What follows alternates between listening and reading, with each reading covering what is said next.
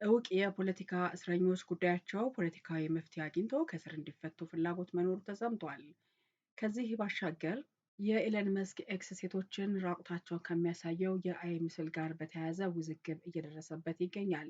ሰላም ጤና ይስጥልኝ ክቡራትና ክቡራን የቻናላችን ቤተሰቦች እንዴት ቆያችሁ? ከሰሞኑ አንዳንድ የማህበራዊ ትስስር ገጾች አሁን ላይ በእስር ላይ የሚገኙ ፖለቲከኞችን፣ ጋዜጠኞችንና ምሁራንን ጨምሮ ሌሎች የፖለቲካ እስረኞች በመንግስት ምህረት ተደርጎላቸው ሊፈቱ እንደሆነ የሚገልጽ መረጃዎች እያሰራጩ ነበረ።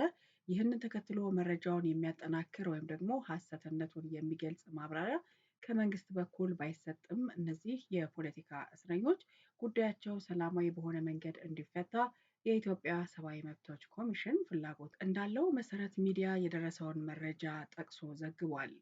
እንግዲህ ቀደም ሲል እንዳልነው የኮሚሽኑ ኮሚሽነር አቶ ብርሃኑ አዴሎ ታህሳስ 11 ቀን 2018 ዓመተ ምህረት በፌዴራል ማረሚያ ቤት ኮሚሽን ቂሊንጦ የጊዜ ቀጠሮ ማረፊያ ማዕከል ተገኝተው ጉብኝት ባደረጉበት ወቅት አቶ ዮሐንስ ቧያለው፣ አቶ ክርስቲያን ታደለ፣ ዶክተር ወንደሰን አሰፋ፣ ዶክተር ጫኔ ከበደን፣ ዶክተር ካሳ ተሻገርን፣ ዶክተር ሲሳይ አውጋቸውንና ጋዜጠኛ ጎበዜ ሲሳይን አስጠርተው ማነጋገራቸው መታወቁን ነው የዘገበው።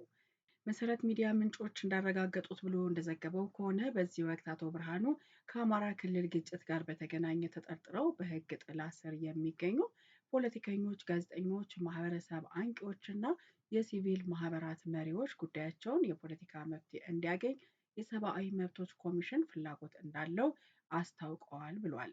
በ1997 ዓ.ም ከተካሄደው አገር አቀፍ ምርጫ ጋር በተገናኘ ሁከትና ብጥብጥ ፈጥረዋል በሚል ተጠርጥረው የታሰሩ የቀድሞ ፖለቲከኞች ክሳቸው የተቋረጠው በፖለቲካ ውሳኔ መሆኑን ኮሚሽነሩ አስታውሰው አሁንም በሽብር ተጠርጥረው በእስር ላይ ያሉ ፖለቲከኞች፣ ጋዜጠኞችና ማህበረሰብ አንቂዎች ክሳቸው በፖለቲካ ውሳኔ እንዲቋረጥ ኮሚሽኑ ከሚመለከታቸው አካላት ጋር እየተነጋገረ ነው ሲል ነው ምንጮቹን ጠቅሶ የዘገበው።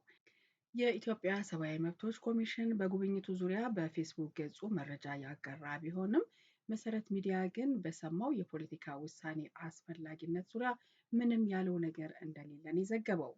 በማዕከሉ የተጠርጣሪዎች የሰብአዊ መብቶች አያያዝን አስመልክቶ በታዩ መልካም ለውጦችና ትኩረት በሚሹ ጉዳዮች ላይ ከተጠርጣሪዎች ተወካዮች ከማዕከሉና ከፌዴራል ማረሚያ ቤት ኮሚሽን የስራ ኃላፊዎች ጋር ውይይት ተደርጓል ያለው ኮሚሽኑ ተጠርጣሪዎቹ በማዕከላዊ ስለሚኖራቸው ቆይታና ስላገኟቸው አገልግሎቶች በቂ ማብራሪያ የሚሰጣቸው መሆኑ አንዱ አበረታች ጉዳይ መሆኑን ያነሳው። ይሁንና ማዕከሉ መያዝ ከሚችለው የተጠርጣሪዎች ቁጥር በላይ የያዘ በመሆኑ ከፍተኛ መጨናነቅ መፈጠሩ፣ ለአካለ መጠን ያልደረሱ ተጠርጣሪዎችም ከሌሎች ተለይተው አለመያዛቸው፣ መዝጊያ የሌላቸው መጸዳጃና መታጠቢያ ቤቶችን ጨምሮ የተወሰኑ የውሃ ቧንቧዎች አገልግሎት ያቆሙ መሆናቸው መሻሻል የሚገባቸው ጉዳይ መሆናቸው በጉብኝቱ ወቅት ተነስቷል ሲል ነው የዘገበው። እንግዲህ የፖለቲካ እስረኞቹን ለመፍታት በመንግስት በኩል ፍላጎት እንዳለ ለማወቅ ጉዳዩ ይመለከታቸዋል ለተባሉ ለፍትህ ሚኒስቴር ሚኒስትር ዴኤታ አቶ በላይሁን ይርጋ ተደጋጋሚ ጥያቄ ቢያቀርብም ምላሽ ላገኝ አልቻለም ሲል ዘግቧል። የኤለን መስክ ኤክስ ሴቶችን ራቁታቸውን ከሚያሳየው የአይ ምስል ጋር በተያያዘ ውዝግብ እየደረሰበት ይገኛል። ግሮክ የተባለው የባለሀብቱ ኤለን መስክ የሰው ሰራሽ አስተውሎት ወይም ደግሞ ኤአይ ቻትቦት ተጠቃሚዎች የሰዎችን ፎቶ ወሲባዊ በሆነ መልኩ እንዲቀይሩ መፍቀድ ከአውሮፓና እስያ ባለስልጣናት ውዝግብ አስነስቶበታል። የዩናይትድ ኪንግደም እና አውስትራሊያ ባለስልጣናት ጉዳዩን በተመለከተ ምርመራ እንደጀመሩ አስታውቀዋል። የአውሮፓ ህብረት ኮሚሽን እና ህንድ በበኩላቸው ከዚሁ ጋር በተያያዘ ለቀድሞ ትዊተር የአሁኑ ደግሞ ኤክስ ትዕዛዝ አስተላልፈዋል። ማሌዥያ እና ኢንዶኔዥያ ደግሞ ግሮክ አገራቸው ውስጥ እንዳይሰራ አግደዋል። ኤክስ አይ የተባለው ወይም ደግሞ በኤለን መስክ ኩባንያ የተሰራው ግሮክ በተለይም የሰው ሰራሽ አስተውሎት ቻትቦት በዓለም አቀፍ ደረጃ ውዝግብን የተነሳበት ለኤክስ ተጠቃሚዎች ከሚሰጠው አገልግሎት ጋር በተያያዘ መሆኑ ተጠቁሟል። በኤለን መስክ ከተገዛው የቀድሞ ትዊተር ጋር የተሳሰረው ግሮክ ተጠቃሚዎች በኤአይ ሰዎችን ምስል ቀይረው ማህበራዊ ሚዲያ ላይ እንዲለጥፉ አስችሏል። የኤክስ ተጠቃሚዎች ግሮክን ተጠቅመው የሴቶችን ፎቶ ወደ እርቃን ምስል ሲቀይሩና ገጾቻቸው ላይ ሲለጥፉም ተስተውሏል። ቢቢሲ የተለያዩ ሴቶች ያለፈቃዳቸው በኤአይ አማካኝነት ፎቶቸው ላይ እርቃናቸውን እንዲሆኑ እንዲያሳይ መደረጉንም ተመልክቷል። አንዲት ሴት ራሷን እርቃኗን በሆነ መልኩ የሚያሳይ ከ100 በላይ ምስሎች እንደተሰራባት ለቢቢሲ ተናግራለች። የዩናይትድ ኪንግደም የቴሌኮሙኒኬሽን ተቆጣጣሪ ተቋም የሆነው ኦፍኮም ትናንት ሰኞ ባወጣው መግለጫ የኤአይ ቻትቦቱ እርቃናቸውን የተደረጉ ሰዎችን ምስል ለመፍጠርና ለማጋራት ጥቅም ላይ መዋሉ እንዳሳሰበው ገልጿል። በተለይም እርቃናቸውን የሚሆኑ የህፃናት ምስሎች ጭምር ባለቤትነቱ የኤለን መስክ በሆነው ኤክስአይ አማካኝነት መሰራታቸውን የሚገልጽ ሪፖርት እየደረሰው መሆኑንም አስታውቋል። ከዚህም በመነሳት ኤክስ ላይ ምርመራ መጀመሩን ዩናይትድ ኪንግደም ተቆጣጣሪው መስሪያ ቤት አስታውቋል። በዚህ ምርመራ ኤክስ ጥፋተኛ ሆኖ የሚገኝ ከሆነ ኩባንያው በመላው ከሚያገኘው ገቢ 10 በመቶውን ወይም ደግሞ 18 ሚሊዮን ፓውንድ እንዲከፍል ቅጣት ሊጣልበት ይችላል ብለዋል። ይህንን አይነቱን እርምጃ የወሰደችው ዩናይትድ ኪንግደም ብቻ አይደለችም። ባለፉት ቀናት የተለያዩ የአውሮፓና የእስያ አገራት ምርመራ ጀምረዋል ወይም ደግሞ ባለስልጣናቶቻቸው በኩል ውዝግብ አስነስተዋል። የአውሮፓ ኮሚሽን በሰሞነኛው ቅሬታ የተነሳ ከዚህ ቀደም ለኤክስ ተሰጥቶት የነበረውን ከግሩፕ ጋር የተያዙ ውስጣዊ ሰነዶች እንዲጠብቁና እንዳይጠፉ የሚያደርግ ትዕዛዝ የቆይታ ጊዜ እስከ 2026 መጨረሻ ድረስ አራዝሟል። ህንድ በበኩሏ በግሮክ አማካኝነት ከተሰሩ ወሲባዊ ምስሎች ጋር በተያያዘ ለኤክስ ይፋዊ ማስጠንቀቂያ ሰጥታለች። ህንድ ከ2 ሳምንት ገደማ በፊት ባወጣችው ማስጠንቀቂያ ምስሎቹ እንዲወርዱ እንዲደረግና እርምጃ ስለመውሰዱ በ72 ሰዓታት ውስጥ ሪፖርት እንዲያደርግም ጠይቃለች።